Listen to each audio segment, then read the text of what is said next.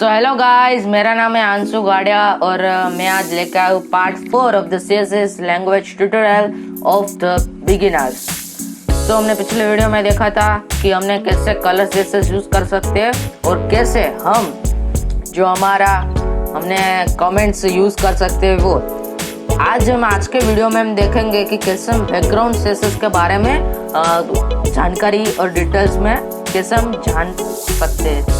तो इसके लिए मैं पार्ट 4 लेकर आया हूँ बैकग्राउंड CSS के बारे में। यहाँ पर बैकग्राउंड CSS की कुछ प्रॉपर्टीज है और उसकी कुछ वैल्यूज है। अब उसके बाद हम प्रॉपर्टीज को एक एक करके देखते हैं और उसकी वैल्यूज को भी समझते हैं। सबसे पहले बैकग्राउंड कलर, उसकी 3 वैल्यू है, कलर नेम, हेक्स कोड और RGB कोड। उसके बाद है बैकग्राउंड इमेज। यहाँ पर है URL, आप यहाँ पर ऑनलाइन जो है वो भी डाल सकते हो और यहाँ पर ये है वो भी डाल सकते हैं, यानी कि फाइल पाथ है आपके कंप्यूटर का, उसका भी आप डाल सकते हैं। उसके बाद है बैकग्राउंड रिपीट प्रॉपर्टी, यानी कि आपका यहाँ पर 4 प्रॉपर्टीज है, नो रिपीट, रिपीट टेक्स्ट और रिपीट वाई।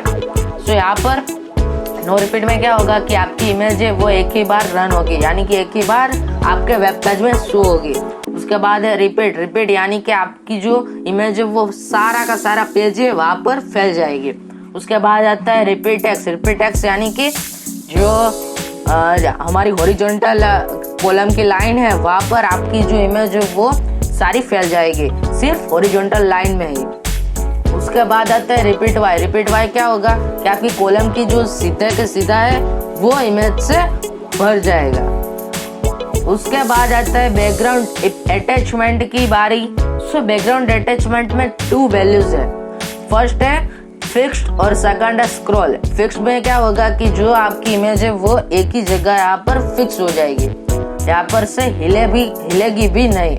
और यहाँ पर क्या है स्क्रॉल में क्या होगा कि आपकी इमेज वहां पर आपकी जगह भी रहेगी, पर आप स्क्रॉल करेंगे तो वो अपने हिसाब से स्मूथली स्क्रॉल करेगी, यानी कि एनिमेशन के हिसाब से स्क्रॉल होगी।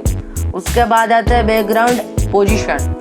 बैकग्राउंड पोजीशन क्या है कि यहाँ पर काफी सारी इसकी जो है वैल्यूज वो है, यानी कि आप इमेज को टॉप लेफ्ट देना सकते हैं, top right, top centre left, centre right, bottom left, bottom right and bottom centre. यहाँ पर ये सारी की सारी वैल्यूज है वो है बैकग्राउंड पोजीशन की। उसके बाद आता है बैकग्राउंड शॉर्ट हैंड, यानी कि आप बैकग्राउंड लिख के आप कैसे सारी की सारी जो प्रॉपर्टीज है उसकी वैल्यूज एक ही बार में कैसे हम लिख सकते हैं।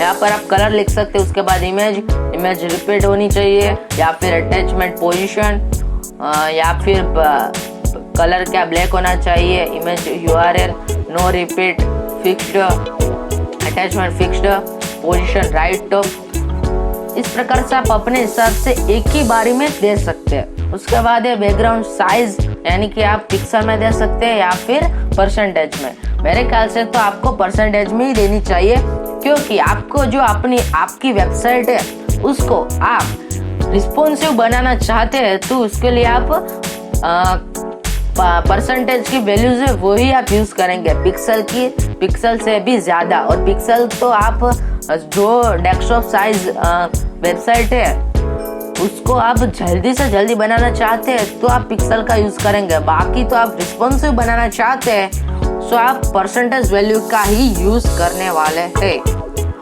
उसके बाद आता है पैराग्राफ। पैराग्राफ यानी कि मैं यहाँ पर एग्जाम्पल की तरह है, मैंने यहाँ पर लिखा हुआ है कि आप कैसे इसका यूज कर सकते हैं।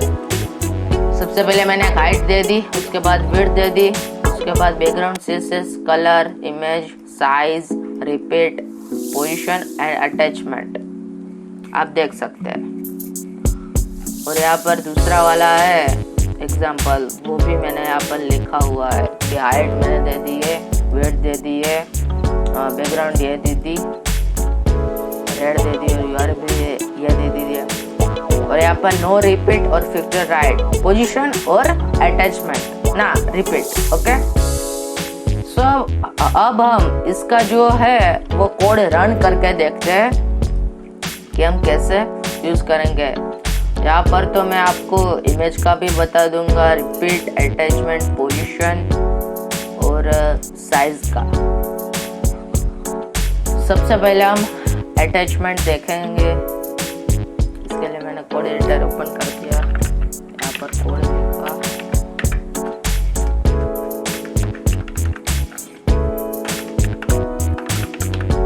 एक बढ़िया सा टाइटल दे दिया।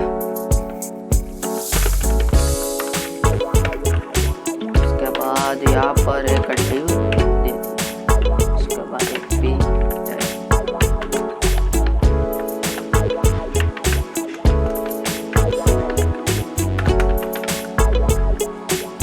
उसके बाद इसका क्लास दे दिया पी।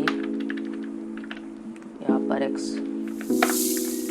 स्टाइल के लिए और यहाँ पर डॉट पी करके विड्थ दे दूंगा इसकी 100%, हाइट भी दे दूंगा 100%। उसके बाद बैकग्राउंड दे दूंगा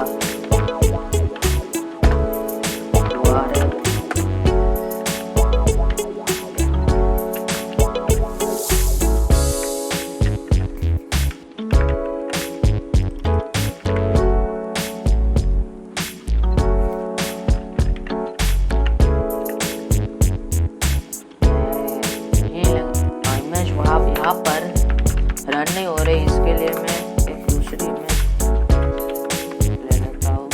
उसका जो इमेज एड्रेस है वो मैं कॉपी कर देता हूँ। कॉपी इमेज एड्रेस,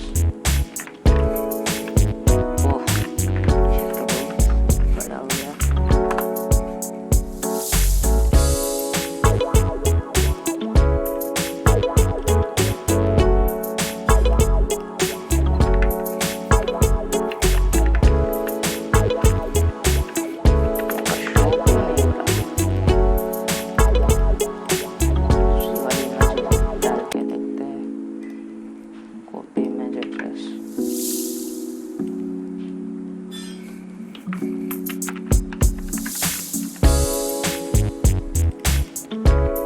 ओके, यहाँ पर आपको डिव है, उसकी विड्थ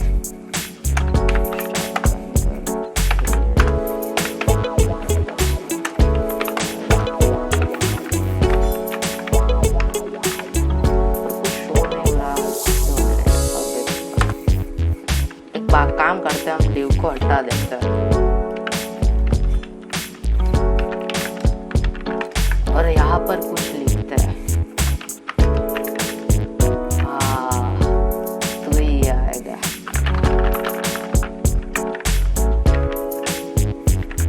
काम करते हैं, इसको डिव के अंदर ही लिख देते हैं। जो डिव था वो एक बना दिया क्लास पी करके। उसके बाद जो कंटेंट है वो लिखेंगे तो यहाँ पे ये रन होना शुरू हो जाएगा। तो यहाँ पर मैं लिख देता हूँ इमेज के अंदर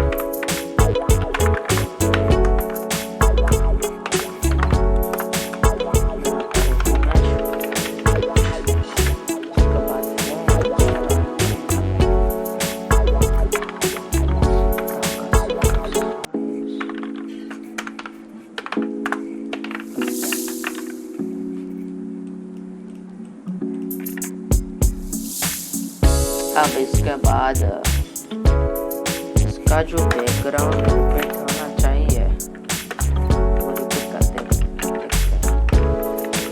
उसके बाद यहाँ पर रिपीट तो है यहाँ पर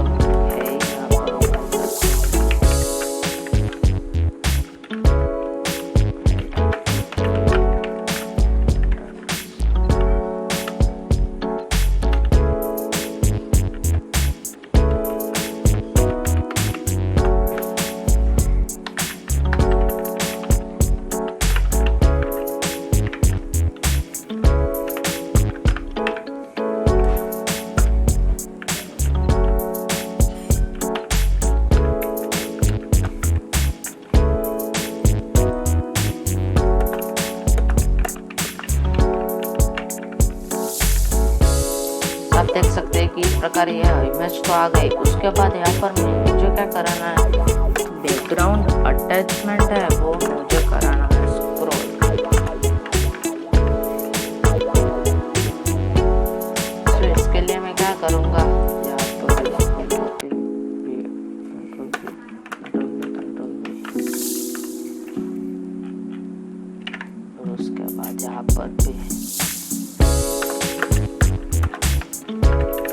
क्योंकि मैं आपको रन करके दिखता हूँ कि ये हमारा जो इमेज का पहला वाला कंटेंट है वो है, और यहाँ पर ये इमेज का दूसरा वाला कंटेंट है वो है। सो इसको मैंने क्या किया कि स्क्रॉल किया बैकग्राउंड अटैचमेंट, और उसके बाद यहाँ पर मैं क्या करना चाहूँगा, बैकग्राउंड फिक्स्ड, यानी कि आप देख सकते हैं कि जो बैकग्राउंड है वो फिक्स हो गया। आप देख सकते हैं कि कैसे स्क्रॉल हो रहा है, जो बैकग्राउंड है वो नहीं हिल रहा। आप देख सकते हैं ये जो बैकग्राउंड है और बैकग्राउंड वो सिलेक्ट भी नहीं हो रहा। आप देख सकते हैं कि बैकग्राउंड जो हिल ही नहीं रहा। और यहाँ पर आप स्क्रॉल करके देखें तो ये क्या होगा कि जो बैकग्राउंड है वो स्क्रॉल होना चालू हो जाएगा, यानी कि जो ये वाली बूंद है पानी की वो स्क्रॉल हो रही है। और यहाँ पर मैं इसको करूँगा फिक्स्ड, तो ये क्या होगा कि ये बूंद है वो हिलेगी ही नहीं। आप देख सकते हैं वो अपनी पोजीशन में ही है। सो इस प्रकार से आप एक इल्यूजन क्रिएट करके आप अपने हिसाब से जो है वो CSS का मोस्ट इम्पोर्टेंट यूज आप कर सकते हैं। सो आज के वीडियो में इतना ही, और ये चैनल के जो भी नए व्यूअर्स है वो मेरे चैनल को लाइक शेयर एंड सब्सक्राइब करना मत भूलेगा। सो मिलते हैं अगली वीडियो में पार्ट 5 CSS ट्यूटोरियल लेके। सो मिलते हैं अगली वीडियो में।